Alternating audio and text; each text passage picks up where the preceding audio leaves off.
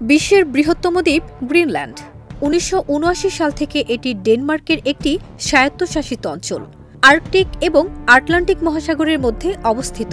এটি খনিজ সমৃদ্ধ এবং কৌশলগতভাবে আর্কটিকের মধ্যে অবস্থিত। বিশাল প্রাকৃতিক সম্পদ এবং অবস্থানের কারণে এই দ্বীপটি যুক্তরাষ্ট্রকে আকৃষ্ট করেছে। তাই গ্রিনল্যান্ড যে কোনো উপায়ে দখল করবে যুক্তরাষ্ট্র।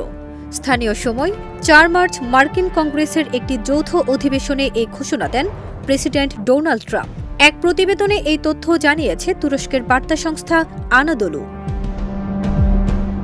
কংগ্রেসের যৌথ অধিবেশনের ভাষণে ডোনাল্ড ট্রাম্প বলেন, জাতীয় নিরাপত্তা এমনকি আন্তর্জাতিক নিরাপত্তার জন্য আমাদের গ্রিনল্যান্ডের প্রয়োজন।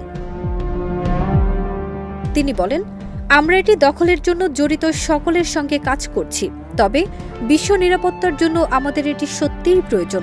আমি মনে করি আমরা এটি কোনো না কোনোভাবে পেতে যাচ্ছি, আমরা এটি অর্জন করতে যাচ্ছি। ট্রাম্প গ্রিনল্যান্ডের জনগণের প্রতি তার সমর্থন জানিয়ে বলেন, আমরা আপনার ভবিষ্যৎ নির্ধারণের অধিকারকে দৃঢ়ভাবে সমর্থন করি। আপনারা যদি চান, আমরা আপনাকে যুক্তরাষ্ট্রে স্বাগত জানাই। তবে জানুয়ারিতে পরিচালিত একটি জরিপে দেখা গেছে, গ্রিনল্যান্ডের ৮৫% জনসংখ্যা মার্কিন যুক্তরাষ্ট্রের সঙ্গে যুক্ত হওয়ার বিরোধিতা করে। ফারজানা নিকিতা, দেশ রূপান্তর।